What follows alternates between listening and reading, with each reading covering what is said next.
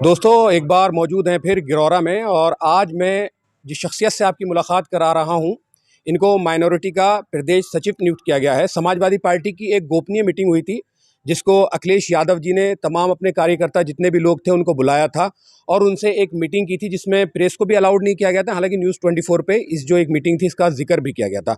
मेरे साथ मुजम्मिल भाई मौजूद हैं। मुजम्मिल भाई, मैं आपको पहले बहुत बहुत शुभकामनाएं देना चाहता हूँ। गया है, इस पद को दिया गया है, उसके लिए आपको बहुत बहुत शुभकामनाएं।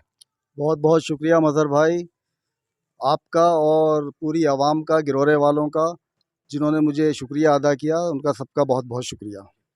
मतलब जिस तरह का ये पद होता है, इसका बेसिकली क्या फ़ायदा होता है? सबसे पहले मैं ये जानना चाहूँगा, क्योंकि हम बहुत से पद देखते हैं जो पार्टी दे देती है किसी को भी, और वो अपने जितने भी कार्यकर्ता हैं उनको पद दे देती है, पद लेके लोग खुश भी होते हैं। तो इन पदों का आखिर काम क्या होता है? इससे क्या फ़ायदा होता है पार्टी को? देखिए, इसमें माइनॉरिटी के अंदर प्रदेश अध्यक्ष होते हैं, फिर महासचिव होते हैं, उसके बाद सचिव होते हैं, फिर सदस्य होते हैं। जी। सचिव का जो काम होता है वो बहुत अहम होता है इसके अंदर। इसके लिए जो है वो प्रभारी, लोकसभा प्रभारी बना देते हैं या एक ज़ोन का प्रभारी बना देते हैं, मंडल प्रभारी बना देते हैं और उनसे वो काम लेते हैं कि आप अपने अल्पसंख्यक समाज में, जिसमें बौद्ध भी आते हैं, सिख भी आते हैं, ईसाई भी आते हैं, जैन भी आते हैं और मुसलमान भी आते हैं। जी। तो उन पे जो काम करने का काम होता है वो अल्पसंख्यक सभा का ये काम होता है उसके अंदर। मतलब हम लगातार देखते हैं मुसलमान जो है कहीं ना कहीं, बहुत सारी पार्टीज़ या एक मिथ ये बना हुआ है कि मुसलमान जो है कहीं ना कहीं समाजवादी पार्टी से जुड़ा हुआ है। एक बहुत बड़े नेता हैं, मंत्री भी रह चुके हैं, अपने हाथ से नाम यहाँ मैं अनाउंस नहीं करूँगा। वो एक स्टेटमेंट देते हैं और वो कहते हैं कि अगर समाजवादी का साथ छोड़ दे मुसलमान और वो कांग्रेस के साथ आ जाए तो उसी दिन बीजेपी की जो ये सत्ता है इससे छुटकारा मिल सकता है। तो इस बात में कितनी सच्चाई है?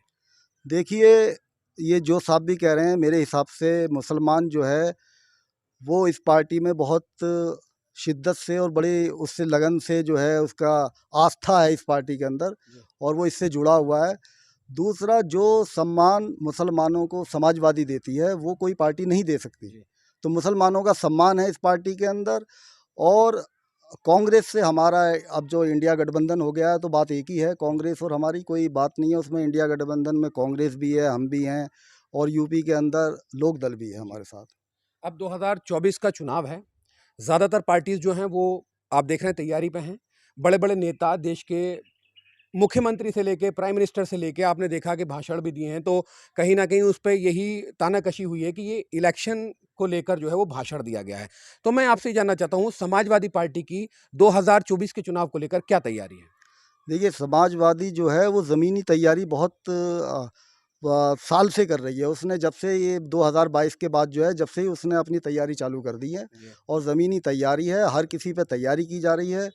मुस्लिम तो साथ में है ही है, हर समाज जो है वो समाजवादी से जुड़ रहा है और समाजवादी की नीतियों से जुड़ रहा है।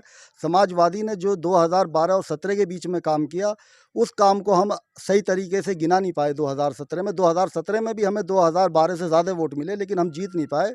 अब हमें जो है सब जगह जाकर अपने जितने भी लोग हैं उन सबको समझाना है। 2017 और 2012 के जो बीच का टाइम था वो बहुत अच्छा टाइम था। बहुत काम किए हैं, अनगिनत काम किए हैं। और इस टाइम जो भाजपा की सरकार है ये झूठी सरकार है, झूठे वादे करती है, कोई काम नहीं किया। जो काम हमारे बचे हुए थे वही काम इस पार्टी ने किए हैं। जी। एक सवाल मैं यहाँ जानना चाहूँगा, हालांकि मुस्लिम वोट का जो एक मूवमेंट है, कहीं ना कहीं हम भी बहुत जगह घूमते हैं, ऐसा नज़र आता है कि वो समाजवादी पार्टी से कहीं ना कहीं खफा है। क्योंकि कुछ केसेस ऐसे हुए हैं, बहुत सारी दलीलें देते हैं, लेकिन अब सिस्टम ये है कि कांग्रेस आपके साथ है, राष्ट्रीय लोकदल आपके साथ है। तो कहीं ना कहीं एक बार फिर लुभाने वाला काम हो सकता है वोटर्स को। तो जो एक मीटिंग हुई है उसमें कहीं ना कहीं ये बात क्लियर की गई है कि समाजवादी पार्टी एमपी के चुनाव में कितनी सीटों पर इलेक्शन लड़ेगी। देखिए, लगभग हमारे राष्ट्रीय अध्यक्ष ने 60 सीटों पर बोला है कि 60 सीटों पर हम चुनाव लड़ेंगे और 20 सीट जो है वो गठबंधन को देंगे। अच्छा।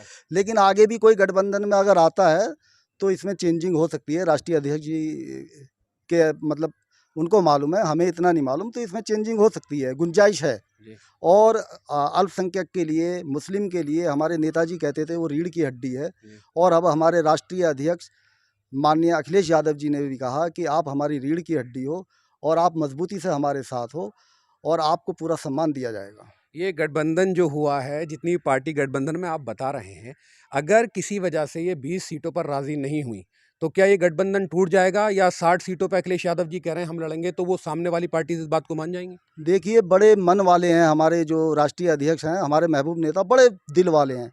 उन्होंने, आपने देखा होगा, 2017 में कांग्रेस से समझौता किया, कांग्रेस को 107 सीटें दी, जबकि कांग्रेस के पास कैंडिडेट भी नहीं थे लड़ने के लिए। तो बड़े मन वाले हैं। ये गठबंधन नहीं टूटेगा। इसको जो है हर तरीके से हमें ये इंडिया जो है गठबंधन जीतना है, सरकार बनानी है, झूठों की सरकार हमें भगानी है, इनको हराना है। ये झूठी सरकार है, ये गठबंधन नहीं टूटेगा। जहाँ तक भी समझौता होगा सब तरीके से समझौता किया जाएगा, गठबंधन टूटने की कोई गुंजाइश नहीं है। इस गठबंधन में मैं एक अगर सवाल पूछूं, लगातार हम देखते हैं कि यहाँ बीच में थोड़ी देर को ओवैसी जी को ले आता हूँ, वोट कटवा उनको कहा जाता है, उनसे अखिलेश यादव आखिर क्यों इतना बचते हैं? कोई इसके पीछे बड़ी वजह है? देखिए, अब इसके अंदर तो आप ये भी सुनते होंगे कि वो बी टीम है, भाजपा की बी टीम है। उससे तो, और मुझे लगता है कि अब की बार हो सकता है ओवैसी साहब ना आए, क्योंकि माहौल ऐसा है कि 2022 में जो वोट मिला, अल्पसंख्यक का जो वोट समाजवादी को मिला, बहुत ही तादाद में, यानी कि आप ये लगा लिए आज़ादी से पहले और आज़ादी के बाद मुस्लिम लीग को इतना वोट नहीं मिला जितना समाजवादी को यूपी में वोट दिया। अब इंडिया गठबंधन को पूरे हिंदुस्तान के अंदर इतना ज़बरदस्त वोट मिलेगा कि मैं ये कहता हूँ कि 98.9% वोट इंडिया गठबंधन को मिलने जा रहा है, ऑल ओवर इंडिया। एक बात मैं ये जानना चाहता हूँ, चंद्रशेखर आज़ाद जो पिछली बार गठबंधन करने के चक्कर में थे, नहीं किया था, तो कहीं ना कहीं चुनाव में उनका गठबंधन ना होना नुकसान दिया था उसने? देखिए, किसी से भी गठबंधन ना होना या नुकसान देना ये अभी आकलन का विषय नहीं है, लेकिन उम्मीद ये है कि इस गठबंधन में चंद्रशेखर भी होंगे, और हो सकता है कि जब जितना टाइम करीब आएगा, जब डिक्लेयर हो जाएगा, तो कुछ लोग जो इधर उधर की बातें कर रहे हैं, हो सकता है वो भी गठबंधन में आ जाएं, और जो एनडीए में है उसमें से भी बड़ी भगदड़ होने वाली है। अच्छा, ये मतलब जो एक मीटिंग हुई थी उसमें कहीं इस बात को लेकर चर्चा थी? देखिए, उस मीटिंग की बहुत सी बातें ऐसी हैं कि बहुत बातें हुई उसके अंदर, सब दिल की बातें पूछी गई और उनका जो है बहुत दिल से जवाब दिया गया।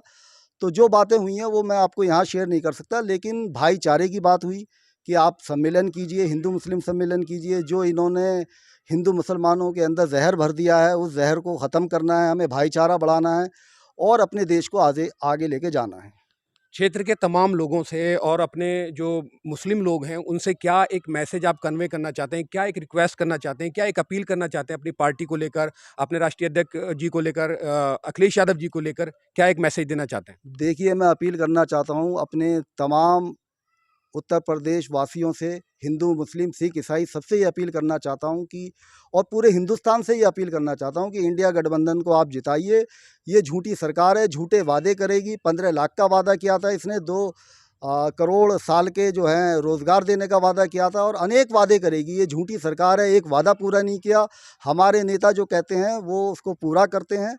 तो मैं सभी आवाम से कहना चाहूँगा कि इस सरकार से अगर बचना है, इस महंगाई से बचना है। महंगाई आज इतनी है कि जो सिलेंडर 400 रुपये का था, और एक इनकी मंत्री हैं वो सिर पे उठाए हुए सिलेंडर को घूमती थी, आज कहाँ है वो? आज 1200 रुपये का सिलेंडर है, कहीं 1300 रुपये का सिलेंडर है। पेट्रोल, हमारे टाइम में पेट्रोल जो था, यूपीए गवर्नमेंट के टाइम में जब हमने भी उन्हें समर्थन दिया था, तो 60 रुपये था। आज पेट्रोल 100 के पार है। डीजल जो है वो 40 रुपये था, आज 100 के आसपास है। तो महंगाई इतनी है, अगर अब भी आप नहीं मतलब समझ पाए तो देखिए हिंदुस्तान बहुत पीछे हो जाएगा। ये जो है आज इतना जहर भर दिया है कि आप देख लीजिए, मणिपुर के ऊपर बोलने को तैयार नहीं है। मणिपुर इतना बड़ा कांड हो गया। नूह जो है, इन्होंने नूह को सुलगाना चाहा, लेकिन वहाँ की आवाम को, वहाँ के जाट भाइयों को, वहाँ के हिंदू भाइयों को मैं सलाम करता हूँ कि उन्होंने इनके बहकावे में ना आकर और फ्रंट फुट के पे आकर इनकी इस साजिश को नाकाम किया। बहुत बहुत शुक्रिया मुज़म्मिल भाई हमसे बात करने के लिए। बहुत बहुत शुक्रिया मज़हर भाई, बहुत बहुत शुक्रिया आप। तो दोस्तों, हम गिरौरे में थे, मुज़म्मिल भाई से हमने बात करी है क्योंकि इन्हें माइनॉरिटी का प्रदेश सचिव नियुक्त किया गया है, और जैसे इन्होंने बताया कि महंगाई से जो है तमाम लोग ज़्यादातर परेशान हैं, और इसमें कोई गलत बात भी नहीं है कि पहले सिलेंडर 450 के आसपास का था, आज सिलेंडर जो है वो अपने क्षेत्र में भी 1130 रुपये का मिल रहा है, और बहुत सारी चीज़ों पर महंगाई जो है वो दिन ब दिन बढ़ती जा रही है। और क्या कुछ इनकी तैयारियाँ हैं आने वाले लोकसभा के चुनाव में, वो मैंने आपको बताया है। मैं Mazhar Khan from Giraura for FM talk.